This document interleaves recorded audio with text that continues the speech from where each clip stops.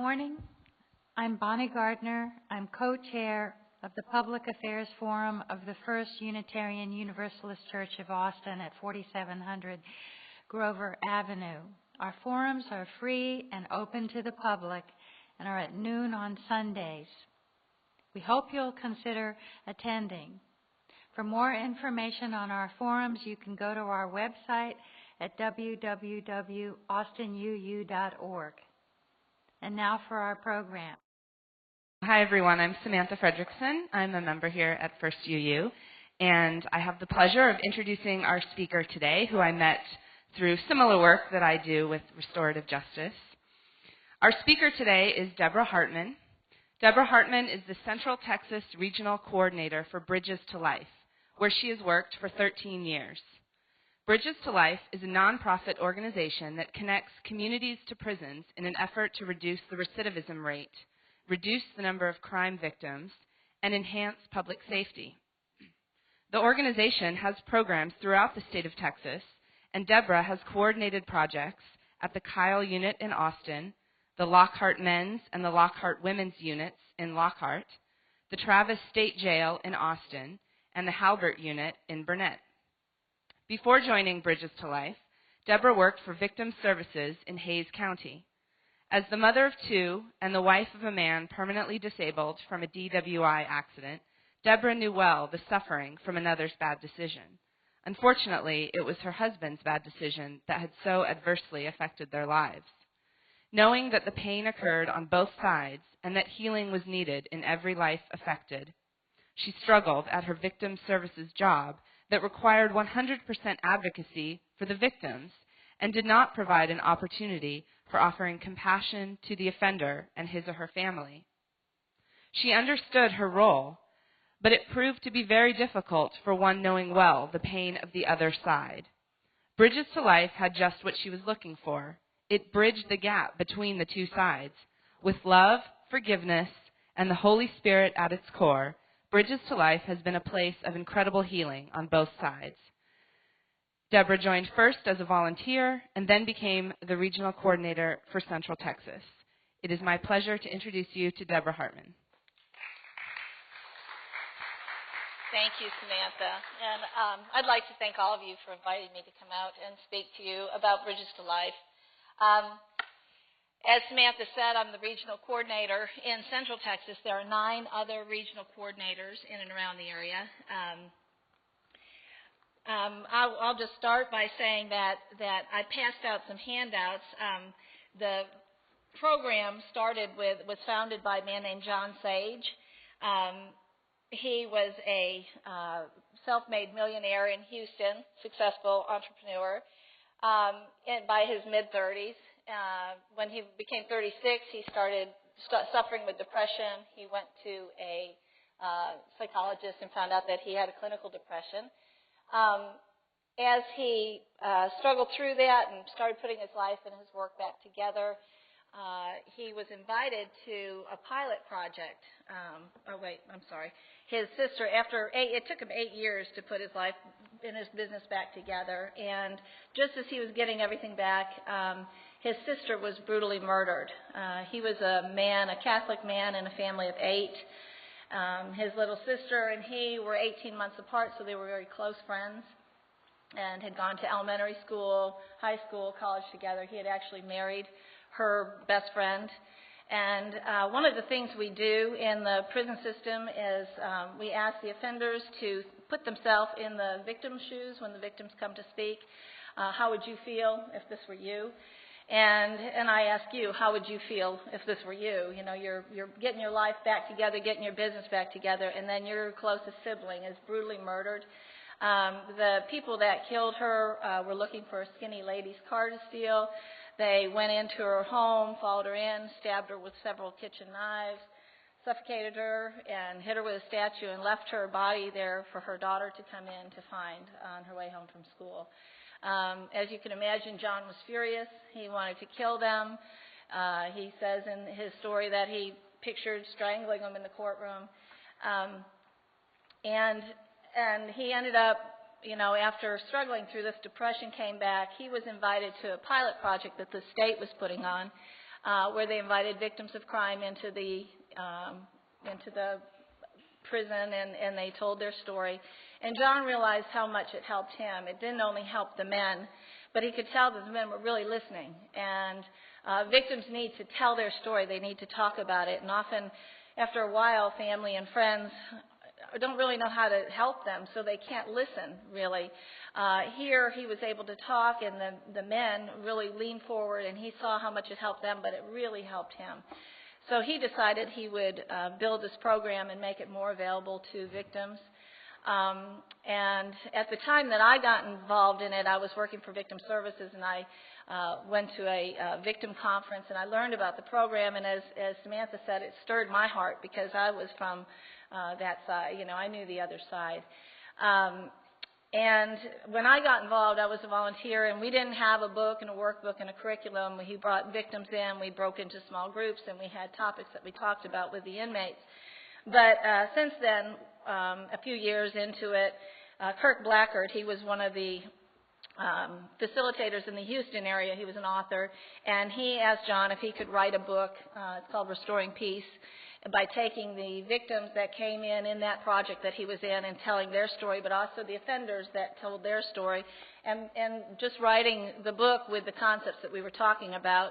And after about, I think it took a year or so, and they came up with a workbook. So now we have a curriculum that it's a really well done curriculum. We've been it's a 14-week program. I have a little schedule here. One of the things I do want to say, bringing in victims of crime, a lot of times people feel like, you know, that's be mixing oil and water, or more like gas in a match. You know, the offenders feel like when the victims come in, what are they coming for? Do they want to, you know, beat me up? Do they want to tell me I'm a horrible person? I don't need that. And but the victims are not coming in for that purpose. The victims are coming in for their own personal healing and to do something positive with the horrible pain they've been through. The prison system has been broken, as you know, in America for some time. Albert Einstein once said, "We cannot solve our problems with the same thinking we used when we created them." In Bridges to Life, we've taken a different approach. One of my recent victim speakers, Sharisa, her dad was found dead in his home by her brother, her little brother. He was a meth addict, and he was found, I won't go into all the details of it, but it was horrible. And she came and told her story for the first time, and she quoted a quote, and I thought that's exactly what we do. She said, "Speak from your mind and you'll change a mind. Speak from your heart, or speak from your life and you'll change a life." And that's what we ask people to do, is just come in and share their life. So victims are coming in. They may not have forgiven their offender. They may be still angry. They're just coming in to tell their story. And so when I open up and I tell the offenders that the victims are coming in, I do a little exercise with them. We have an orientation. I give them their books. I tell them it's a 14-week program. I ask for their commitment. I tell them what's going to be expected of them. But one of the things I do is an exercise on the board, and I divide the group into two. And I ask the first group of offenders to, close their eyes and think back to the first night that they were sitting in prison looking at their sentence. They might have 10 years, 15 years, whatever it was. Lights go out, they're sitting alone on their bed. What were some of the feelings they had? And often, they come up with, as a group, 25 words. They were angry, they were scared, they were helpless, hopeless, all those things. And then I asked the other group to come up with 25 words, and I asked them to think how they would feel tonight if they were in their bunk, sleeping, the chaplain called them out, and the person they loved the most, the person that's been putting money on their books that they're just waiting to get out to see, had been driving home, stopped at a 7-Eleven to get a Coke, and the place was being robbed, and they were stabbed, and they're now in Breckenridge Hospital, and we don't know if they're going to make it. Lights out. How would they be feeling? And they come up with a group of words, 25 words, and we put the words on the board, and they're 85% the same. They're scared, they're angry, they're, vengeful, all those things, and we circle the words, and they see that the victims are not opposite them. They're not totally different. They are very much the same, because we're all human. And when bad things happen, we have those fears and we have those worries. So So victims are the people that can talk to them, and they can also listen to them. So a typical week, we have, it's a 14-week program from start to finish. We have the orientation on the first week, and then we meet each week, and in each week they have an hour and a half of the book. They read a chapter in the book, and then they have about 8 questions and a place to write in their journal entry. But we have topics. Week 2 is getting started. They get to know each other in the small group. We start with, we open, a typical group would be we have 20 volunteers and probably 80 inmates. 2 volunteers would go with 8 inmates. So we meet together as a large group. A victim, we open with a song as the men are coming in, or the women, and then we have a prayer. Then the victim is invited to get up and share their story. And they tell their story for about 30, 40 minutes, and then we break into small groups. And in the small group, we have 8 to 10 men and 2 to 3 volunteers meet in the small group. And in those small groups, they meet week after week, so they're in the same small group week after week. In the small group, they go over the homework, they go over the questions, and then one of the offenders in the small group tell their story. So by the end of the 14 weeks, everybody will have heard 10 or so victim stories, depending on the time frame we have. 7 to 10 victims share their story, and we invite victims of all kinds of crimes. I'll invite DWI victims of domestic violence, purse snatching, different crimes. And then the victims will also have heard 8 to 10 offender stories. So by the end of the program, you have heard, everybody has heard different things, so it helps the victims also put a face on their offenders, if you will. It doesn't, their offender may have broken in their house, but they don't think of their offender as having grown up in a home with domestic violence and neglect and all of that stuff. So they start seeing that offender also is a human being, and so it helps the victim come to terms with their experience. So the 14 weeks we talk about crime and conflict, faith, stories, then we go into responsibility, accountability, confession, repentance, forgiveness, reconciliation, restitution, then the journey. And at the end we have a graduation. But recent studies have shown that the recidivism rate in Texas has dropped considerably. And I'll explain a few of our key concepts with a story. I don't know how many of you were here this morning for the sermon, but I thought it was just very appropriate. John Sage, he said that his favorite quote was from Ernest Hemingway, "The world breaks everyone, and then some are strong at the broken places. How can we be strong at our broken places?" But since our volunteers most of them are victims of serious crime, we actually put a face on crime. By doing this, we make victims of our inmate participants become real people. I have a letter right here that I'd like to share because it was really to the point. This was a graduate from the 14-week program. "I don't think I ever really understood the impact of my crime until I walked into a room full of people who were actually the victims of a crime. To hear their stories and to see the pain I caused. Yes, I say I because I took it very personally. Here before my eyes were the real heroes. They had their lives all put together. They'd worked hard to provide, protect, and then all of a sudden, bam, they got blindsided. Tears filled my eyes as I listened to the pain, trying to understand the senseless, totally senseless. From their eyes, I felt no anger, no judgment, but a deep pain. A deep, deep conviction within me began to rise up inside.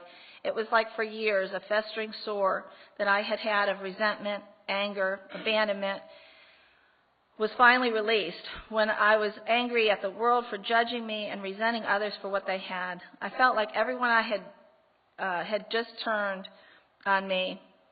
Then all of a sudden, here were the very people that I had wronged sitting before me, in love, telling their stories, and actually wanting to hear mine. To understand, to bridge the gap, that is a healing river today. Today I've been truly set free. I now have a family with wife and kids." And he went on. But that just sort of shows you that what the feeling is there. As I said, it also gives victims a place to share their pain in a positive way. I have a picture of Brandon. He's one of our volunteers. This young man was a quadriplegic from a DWI crash, one of the worst in Texas.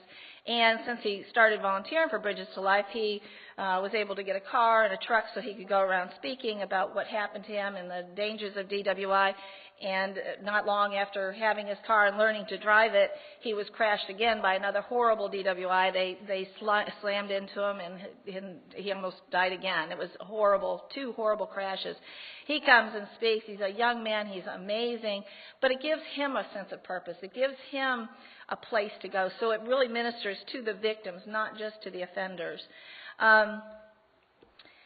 I also want to clarify that you do not have to be a victim of crime to participate. You can. We have facilitators come in. You may be a family member of somebody who is incarcerated. They need to know. The men and women need to hear what their moms are going through, what their sisters are going through, what their brothers, their dads are going through. So you don't have to be a victim of crime to participate. Let's see. Number 2, the inmates must talk about their crime of record and take accountability and responsibility for their criminal actions. We show them the ripple effect of crime and how their crimes have hurt people and society, including those closest to them. Many have not taken the time to think about what they've put their families through. I had one man, one of my projects, the girl I invited in was a young girl who had married a guy. Well, he was a drug dealer. She was pregnant, married him, and he abused her, put a gun in her mouth, and ended up going back to prison. She came to tell her story. As she did, when we end, we have time for questions and answers. But I also have to watch the clock because in the court or in the jail you have to do count and we have to be frozen. So I'm watching the clock, and it was just about time to go. And somebody stood up with a question.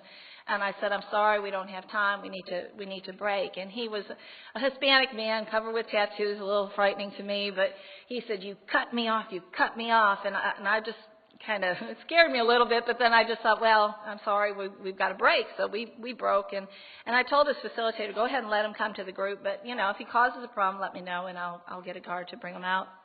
Well, he came week after week after week. And at the end, at the graduation, he was one of the first people we have open mic, and he got up to the mic, and I was interested to hear what his perspective was. And he said, when I first came here, Alicia shared her story, and he said her story was my story. And he said, my wife was murdered, and for the last 20 years, I have vowed every day that when I got out of here, I was not only going to kill the man who killed my wife, but I was going to kill his whole family. And he said, when I heard Alicia's story, he said, I had some questions, and Deborah cut me off. He said, but I needed to be cut off. He said, I realized I'm the person that killed my wife. I'm not going to hurt anybody. I put her in that position. He just wept. And you think how Alicia felt sitting out there, that her life and her pain and her struggle had saved a family. This man we work with men and women that are getting out, usually within 6 months of their release date. So he was out. He was getting out. And his whole heart had changed. And that he would get up publicly and say that, he meant it, who would threaten to kill a whole family. We treat the men and women as human beings. We do not judge or condemn them. We listen to them at a deep level. They rarely have been listened to before. Also, they learn to listen to others with empathy for the first time. When I make the groups, I can look at their age and their race and their crime of offense, so I mix up the groups as much as possible, make the groups as diverse as possible. So they're able to listen to the different races and different ages, so they really get a broad picture of different opinions. Number 4, we hold them to strict confidentiality. We have zero tolerance when what is said in group stays in group unless it's going to be to commit an offense or to, there's certain rules that we can't keep confidential. They learn to trust others for the first time. We show them the power of faith in God and the power of God's love without preaching, without proselytizing. Bridges Life is a faith-based program, And people are allowed to share their faith using I statements. John, as I said, was Catholic, and there are a lot of scripture verses that are in there, but they are used however people want to use them. If they want to use them as moral codes or whatever, it's part of it. But it's not a Bible study. We're not converting. You don't have to have any faith to participate. 6, we show them that it is possible to forgive and to forgive themselves and to receive God's forgiveness. They learn the transforming power of forgiveness. I'll share real quick. Another lady, I have a lot of different stories, but another lady, my first project that I talked into coming into prison, she was a rape victim. And the man had knocked out all her teeth, and he would have killed her if they hadn't. He shot off a gun, and one of the neighbors heard. So, but he never admitted to doing it. It was her fault. So the word forgiveness just made her mad. Don't even say the word forgiveness. This guy never admitted to what he did. I don't even want to talk about forgiving him. When Jennifer first told her story, I was down at I was doing the Dominguez State Jail down in San Antonio, and it was a room of 80 men, and I was sitting in the front row, and Jennifer started to tell her story. And one of the things I had learned in victim services is you do not re-victimize a victim. And I was very aware of that. When she stood up to tell her story, she started getting red blotches down her face and down her neck and down her arm, and I wanted to stop her because I felt like I was hurting. It was like, oh gosh, I shouldn't have done this. I was new to this, and but I hate to say it like this, but the show had to go on. You had 80 men, you had the whole program, and so I let her share her story. We broke for lunch afterwards. I couldn't even look her in the eyes. I felt like I had really done something wrong, and I got home that night, and I really felt like God had wanted me to get involved in this program. There were so many things that I felt like I was called to do. But I had a Bible there, and I just said, God, I don't want anything to do with this. But you got to tell me specifically that you want me in this. And I opened to Ecclesiastes, and it said, crying is better than laughing. It blotches the face, but it scours the heart. And then my boss was John Sage. It says, sages invest themselves in hurt and grieving. Fools waste their lives in fun and games. You'll get more from the rebuke of a sage than from the song of fools. The heart of the wise is in the house of mourning, but the heart of fools is of pleasure. It's better to heed a wise man's rebuke than to listen to the song of fools. I thought, well, that was pretty powerful. Well, Jennifer did, as most of the volunteers do, she did several projects. Finally was able to forgive that man. She couldn't even talk to men in her life. She had gotten so scared of men and angry. But she ended up going back to work and doing great. She doesn't do the project anymore, but it really helped her a lot.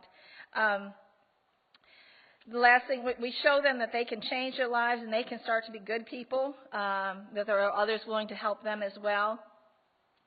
And Bridges Life gives them hope. We know that hope is an essential ingredient to a change and better life. And I'll end with, end this part. I got a letter, an email. One of the men went through the Bridges to Life program at the Lockhart unit, and one of the things we do when they answer their questions, we don't look for right, wrong questions. It's how you feel. It's your truth. And Levi went through. He had put a lot of drugs on the street, and he said, I don't feel responsible for what people did with the drugs that I gave them. He would have bought it from somebody else. I don't feel responsible that they bought it from me. I'm responsible for my own things.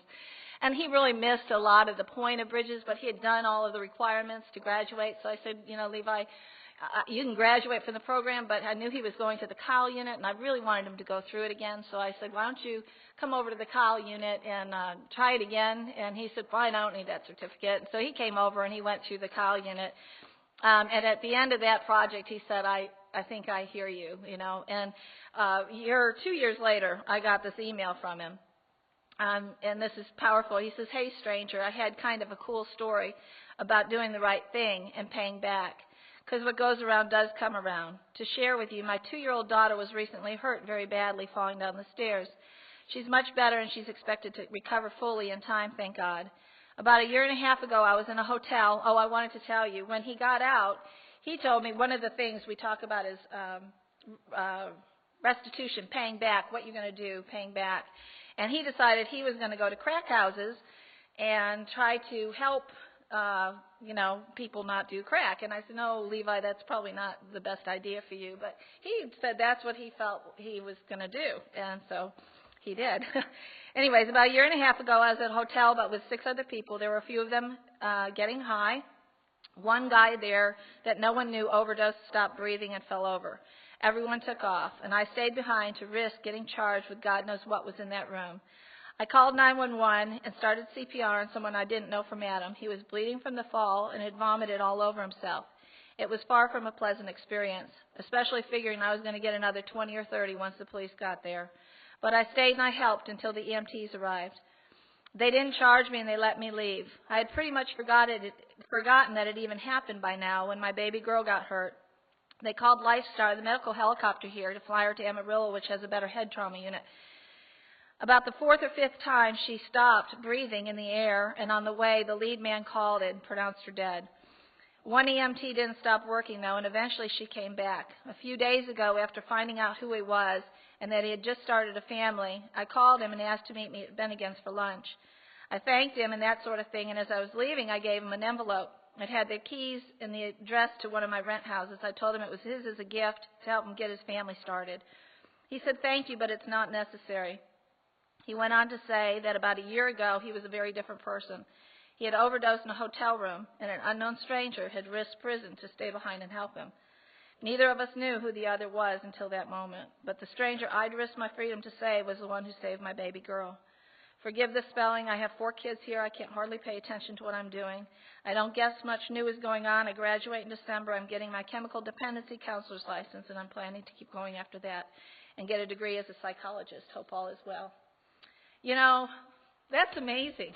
And if you can get one person to change like that, Bridges works. I think it's because victims, the people that they think are going to hate them the most, are the ones that come and share their story and reach out. We're always looking for volunteers, so I don't want to forget that part really quickly. Going into prison requires a little courage on the front end. I was telling Judy that I was nervous standing up here speaking to you. I'm not nervous speaking to a bunch of inmates for some reason, but I was when I first went in. You quickly relax into the program, and you get to see people as human beings. In steps to volunteering, many people think they can just come in for a visit, but it's harder to get into prison than one would think. You can get kicked out very easily as well. You fill out an application. You can do that online at the Bridges Life website. It's a TDC background check application. It'll take you 2 to 6 weeks to get a training letter. Then you attend a 4-hour security training class that just tells you all the do's and don'ts of coming into prison. You have to take that every 2 years. And then you meet with me for an orientation. I go through the book. I go through the program, explain your role in that in more detailed form. And then you find a project, a 14-week project, and you make a commitment to that project. It meets once a week for 3 hours on like a Tuesday night or a Sunday afternoon. And then you attend the program. You can do it one time. Most of our volunteers have been doing it over and over. I've been giving out 10-year pins for volunteers, and that says a lot. We have volunteers, once they start, they either love it or it's not their cup of tea, or they're just not appropriate. But usually people love it. And to volunteer for 10 years is a lot. Anyways, I have time for questions. Raise your hands high, and so I can see you. Any questions? Oh, Douglas.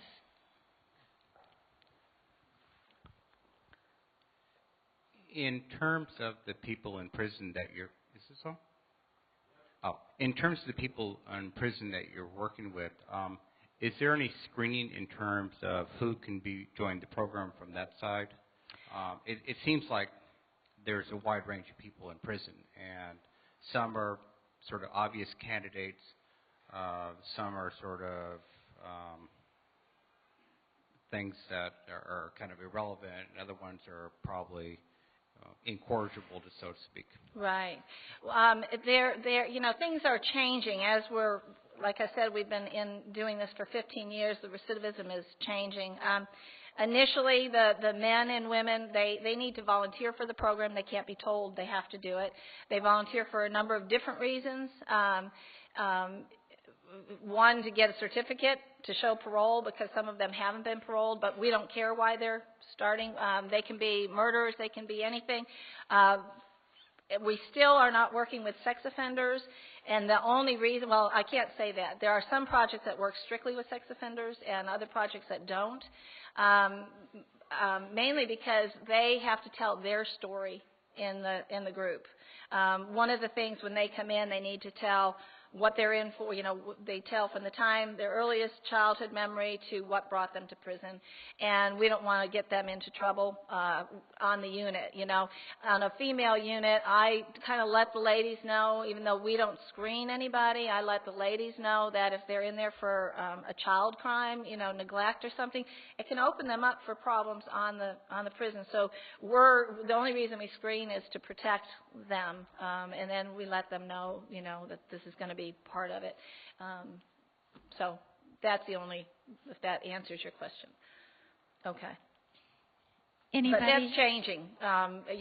There's one of the programs we're in, Colorado, and one of the men up there is just doing sex offenses. And so, you can have it so that everybody's safe and everybody's comfortable.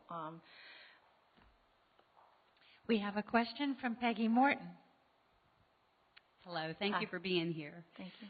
My question is thinking about a victim, and I'm thinking specifically of a friend of mine whose daughter was murdered, and there's still not a final conviction or anything. But, when is the timing? How do you approach victims about volunteering? Let me tell you, I have a friend who started Bridges to Life because her mother was an alcoholic and her brother-in-law was a drug addict, and she thought, let me get involved.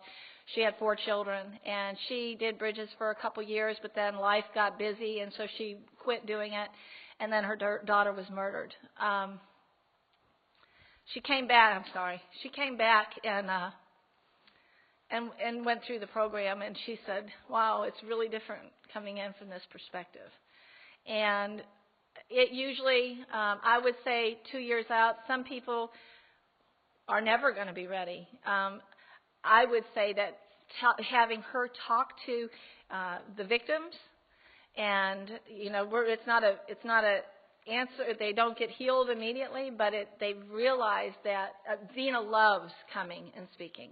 She said, I can't talk about my daughter I'm a friend of hers from church and have been, and she doesn't talk about it to church people because church people want to say, God has got this, and God, she's in a better place, and it just doesn't fix it. And she just needs to talk. She needs to talk without anybody responding. So I would say for your friend, tell her about it, give her, and write to me, and I can give her Dina's number, or other people. Ellen Halbert, the people that are involved now in Bridges to Life, I want to throw this out here. I'm really, just recently, Richard Lopez, who was the head of chaplaincy of the state of Texas, he was the director of chaplaincy. He retired, and he's now working for Bridges to Life. Debbie Van Dyke, she was head of volunteers in the state of Texas, so she cleared every volunteer coming into any program in the prison, just recently retired, and she's working for Bridges to Life. Ellen Halbert was the director of victim services here in Travis County, and she has quite a story. I don't know if many of you have heard it. She had a man was hiding in her attic and came out, and she was in the shower. It's like psycho.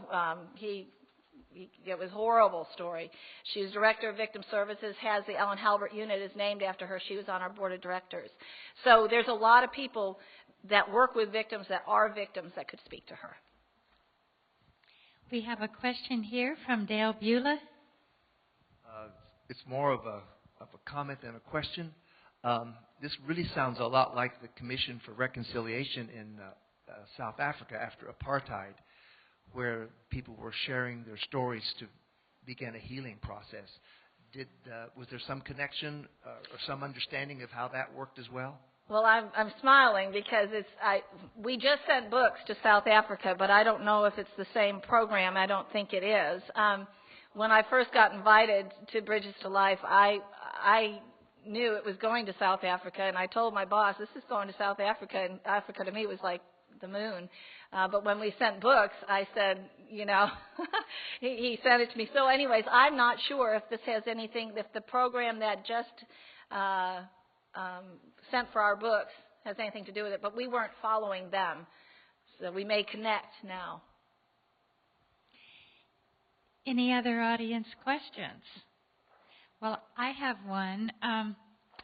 As you get to know the people in prison, I gather that many of them probably have experienced early childhood abuse, neglect, may have learning disabilities, etc., just a lot of adverse life experience. Do you see your program as kind of a pathway into their coming to terms with their own personal histories? And then I wonder, does the prison system begin to provide some sort of psychological services that might actually, in the long run, prevent recidivism? I can say that, yes, you do run into all kinds of people with all kinds of stories. You grow to love them. I think the prison system, by allowing programs like Bridges to Life, is what they're doing. The prison system is set up for security, to keep them locked up, and that's not, that's 90% of their job. It's not so much to rehabilitate, but that they allow programs like Bridges to Life and other programs to come in. I think Bridges to Life gives them hope. It gives them,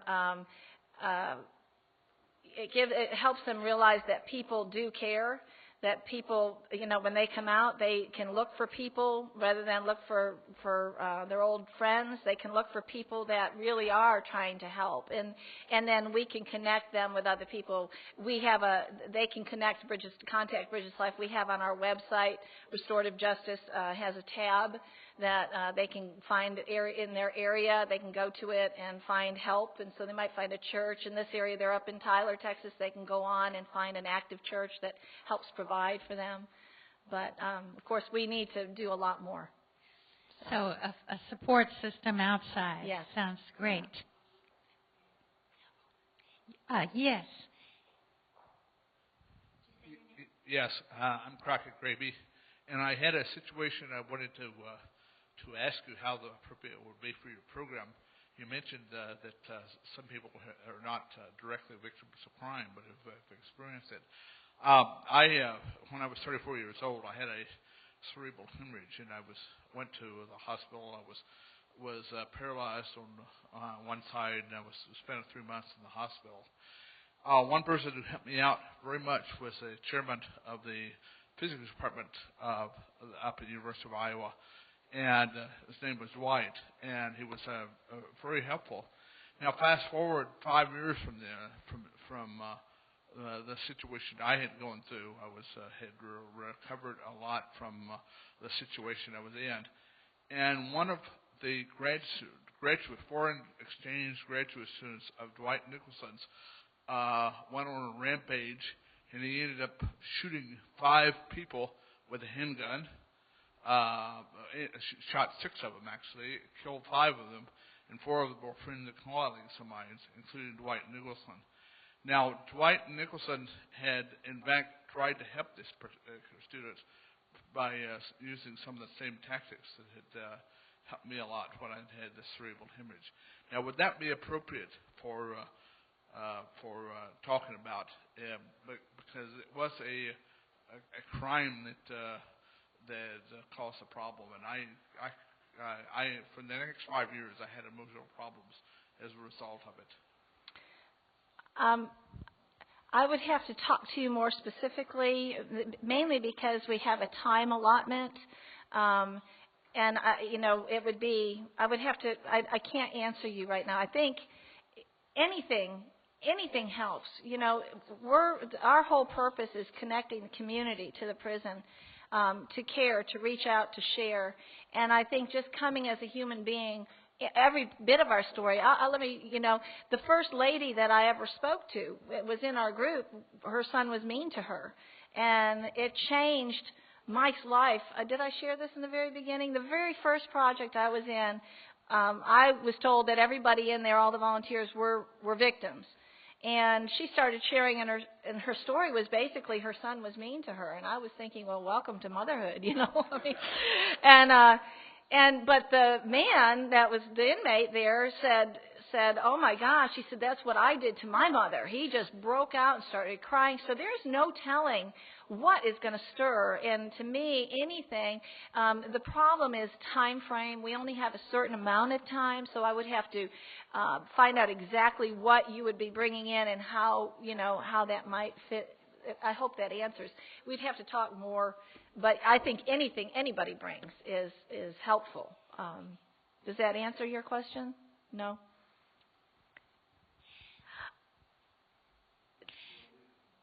Huh? Well, I would like to talk to you more is what I'm saying, only because, anybody can help with anything and just being there. But if you have a story that has it's the time frame is all. We have 3 hours. We get in there. We have a victim talk. And in the small group you would talk, but you're also there's a lot of listening. They tell their stories, and we have a curriculum that we go by, so you could bring in parts of that. So I would say yes. Sorry. We have a question here. Would you stand and say your name, please? My name's Kathy. I had a question. I wanted to know, as a volunteer, are you just telling your stories, or what all? Is that primarily it, or? As a volunteer, you're really listening. If you don't have, you may not even have a story. A lot of people think they don't have a story, but you come in a victim. I would pick a victim. It wouldn't be, you necessarily, unless you came and you told me a story that I would put you on the podium and you tell your story. Then we break into small groups, and there's volunteers, two to three volunteers in each group. And you're just there as a human being, and you're interacting. It's very user-friendly. Anybody can do this. We talk about accountability, responsibility, and we go through, we read a chapter in the book, and you do the homework just as the men do, and you come with your answer and your life experiences, and it might be big, it might be small. And then, and you listen. You do a lot of listening. You listen to their stories. You cry with them. And then at the end, you just have to do it once. If you're even stirred, let me say, get involved. I do want to extend an invitation. We have a graduation August 13th at the Kyle unit right down the street. And if you'd like to come, it's open mic from the inmates. You get to hear, you get to feel what it feels like in there. So if you're even thinking about getting involved, so that's very easy. We have a question from Judy. Yes. I think you just touched on recidivism, but if you have any more information about that. And also, are you paid by the criminal justice system? Bridges to Life, no. Bridges to Life is a 5013. I'm paid. I do have a staff position, but the volunteers aren't. Bridges to Life raises their money through grants. They do have grants and things, but it's we have a luncheon in December. I do have the stats here. And this is always changing. We have the recidivism rate. John's heart in this was to reduce the crime. Let me read it to let's see. The effort to reduce the recidivism rate, particularly resulting from violent crime. I mean, his hope is that next time if the guy's out there and he's buying drugs, he's not going to shoot the other, the violent crime part of it. But the technical violations, if they get out and they have a dirty UI or they don't something, a lot of times they return for those.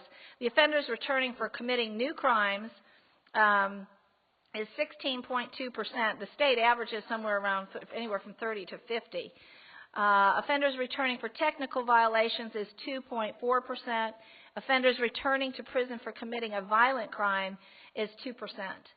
So if you compare that, we've done a study, and there's a whole lot of information on our website about the stats. I'm not a real stat person. John is really good at quoting these. They're always changing for me, but it is affecting the recidivism rate, and you can research. That helps. Any more questions from the audience?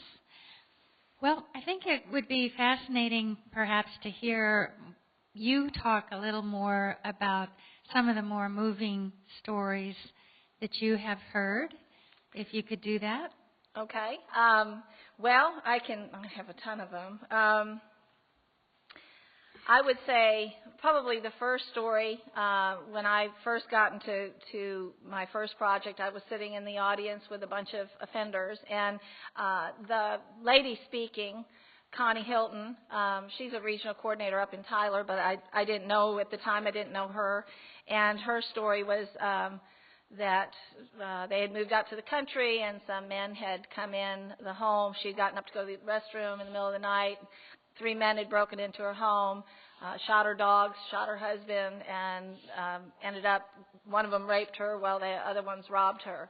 And she was left for dead. As she told her story, she's a very short woman.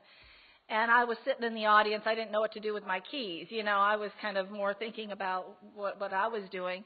And then it was time for questions, and one of the men in the middle, he was a large black man, stood up, and he just, tears just dripping down his face, and he said, you know, lady, I'm so sorry for what those men did to you. And she just walked down, and she came up to, you know, probably his stomach, and she just put her arms around him, and he just bawled, and it was just like, that's beautiful, you know.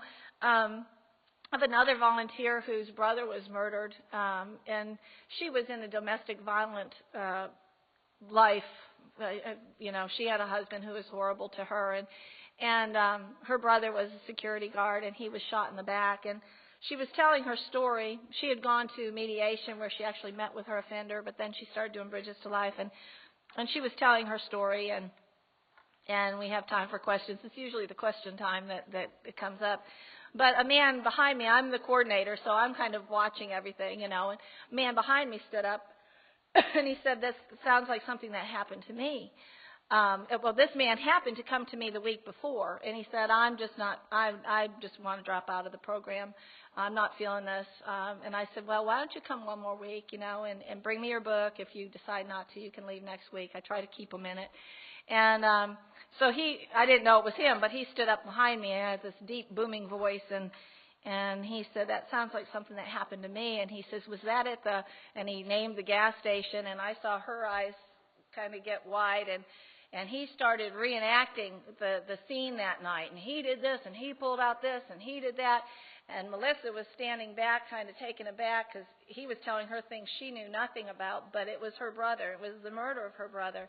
And this man was 14 years old, and he was in the car when all this happened. And her brother, when he got out of the car, when her brother was shot, he actually landed right, and that's what he was bringing up to him. He did not want to think about it. He did not want to be reminded of it. It was bringing in too much. That's why he wanted to drop out of the program. I ended up having both of them come and speak to the children at a Texas youth facility wards of the state, if you will, and tell their story.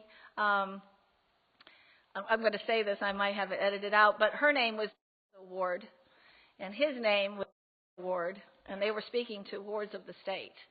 I thought, boy, God calls us all by name. You know, it was just amazing for her to tell her story, him to tell his story, and for those kids to hear that together. And again, she walked down and just threw her arms around him and said, you know, and you're not allowed to hug in prison, but it's, you know, at Bridges we tend to forget every now and then, and when it's emotional like that. I can't think, you know, that there's so many things that happen that are small, that are big. I have seen, I think, probably seeing people change, seeing victims come in. I have to say, Donna, another lady, Donna, she walked in, she would call me Miss Debbie. I think she was my age, but she was so beaten down from domestic violence, she didn't ever look in my eyes. She'd always call me Miss Debbie. And I mean, she walked out of there after doing probably 10, you know, projects. They come back.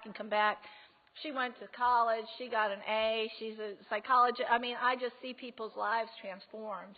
And Bridges to Life, I'm not going to say will fix everybody, but some are strong at the broken places. You know, some people really get hurt, and that becomes their their key into people's lives, and it's amazing to see. I don't know. My own personal life. My husband, Samantha talked about, he was disabled from a DWI accident, that he was drinking and driving. Our life has been transformed. You know, he started. After he was disabled, he used drugs for 18 years because then the pharmacist gave him, the doctors gave him all kinds of pills, and I stayed with him in our marriage, but it was a struggle. When I first started Bridges to Life, he was still using drugs. And then I invited him to just come and be a part of it, and he came, and he was a part of it, and he quit using. He thought, I can't go in there and tell my story and go back out, And so he's been doing it now as long as I have, 12 years. I've been doing it 13 years, but he's been clean and sober for that long, and that's a miracle in itself. So I thank God for my place in this. Okay. Have you encountered parts of the prison system which are resistant to your programming? Could you comment on that? Since this is on TV, no. No. No, really, what do I want to say? The guards are there for a job. They are there to guard. They are there for security purposes, and that is their focus, and that is their job, and that's what they're paid to do. We come in with a program, and we're guests on their unit. They're taught to be hard. It's easier to say no. It's easier to holler at you, and that's their job. So at first I was offended, and but now I've taught volunteers just. This is their role. This is their job. And so the guards know they have a job to do. And the wardens, they've got a lot of work on their plate and a lot to do, but they are receptive. And the chaplains have a lot on their plate. There's so much on their plate, and that they allow us to come in. I'm just really thankful for that, and I got an award over at the Kyle unit last year after 12 years, and it was just you did a great job, great program of the year award. But when I finished, all the counselors came up to me one by one and said, I really appreciate your program. This is a great, and it's not my program, but so that everybody has a job to do in there, and you can't expect. We can't expect too much more than that. We need to go in and do our part in what they'll allow us to do. I know there must be at least one or two questions still about this wonderful effort. Douglas?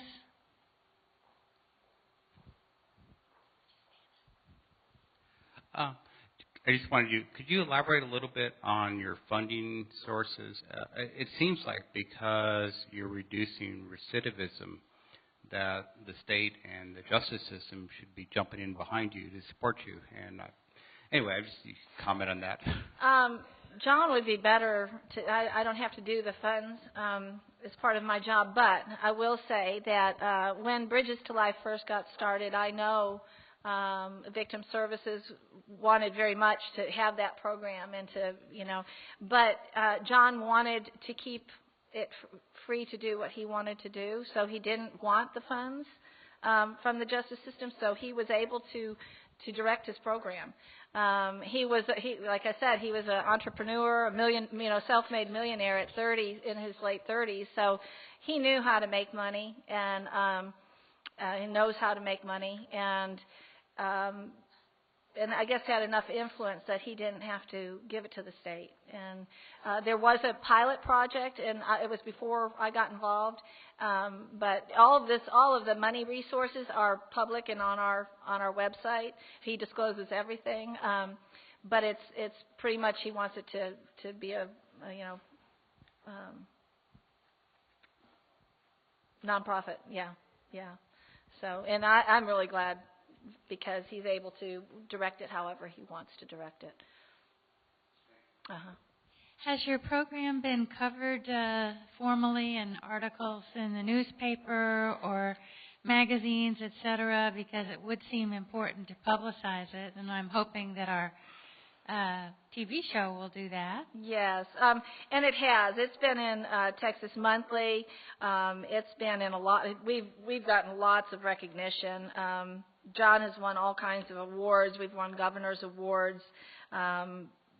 There's been articles in the Guidepost, Texas Monthly, Houston Chronicle, Greater Houston Weekly, Dallas Morning News, Austin American Statesman, San Antonio Express News. So it's been publicized a lot. The TV news features, Houston, Tyler, Beaumont, San Antonio, and Waco have all done reports on the program. We just had Cave for Review that came down to the Kyle unit. I think it needs to be brought to the public in a different way. You know, when the news media comes, they have a short clip of what, you know, they're presenting. But to me, it's really getting the people involved. People, you know, we can't do it without volunteers. We have over 400 volunteers, and they have put in 35,000 hours. It's a big commitment, and it takes when you commit to a project, you have to do the training, which isn't a whole lot, but then you commit to coming every week for 14 weeks. You know, that's a long commitment. Every Tuesday night or every Sunday afternoon at the Lockhart unit. Those are all your weekends. And I don't, you know, when I bring in a volunteer, I ask them to make that commitment. I don't want them to say, you know, I'm going to come and then, I'm going out to dinner with my husband. It's, you know, these men and women need to see that we're as committed to them. So I don't know. I mean, we can get it covered, but the biggest call is to the people to really make the commitment. Okay. We have time for just one quick last question. Guns are such a part of our culture. Do you hear stories that are often related to gun violence? Oh, yes. Yes, absolutely. You know, and you know, a lot of our volunteers, victims of crime, have gone and gotten their license to carry. So, you know, most of the stories have gun violence. You know, unfortunately, it's all over, and more and more. So, you know, there's a problem with guns, but I'm not necessarily a. You know, I mean, I don't carry a gun, but I'm thinking about getting a gun just because of the stories I hear, and I think, well, at least I know what it is. You know, I don't know. So, well, thank you for all of your work and for sharing your stories about your program, and it sounds like it's very innovative and it's getting some great results. Let's give her a big hand. Thank you all. Thank you, Deborah. I appreciate that. Thank you.